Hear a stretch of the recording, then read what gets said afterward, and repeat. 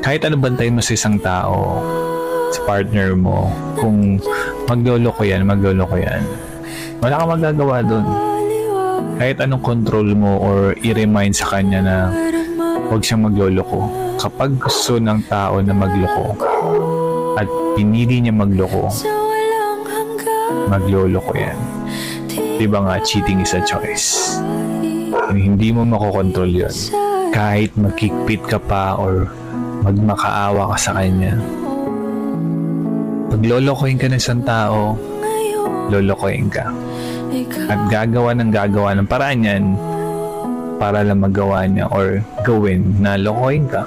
Kasi sa totoo lang, pag nagloko ang isang tao, hindi mo kawalan yun. Mas kawalan ng tao na nagloko kasi sinayang niya yung taong totoo, magmahal at hindi kayang lokohin yung partner niya.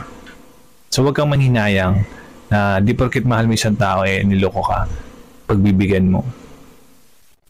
Porket niloko ka, masasayangan ka na sayang yung mga pinagsamahan nyo. Hindi. Hindi siya kawalan. Tandaan mo at lagi mo i-remind sa sarili mo na hindi siya makakahanap ng taong katulad mo.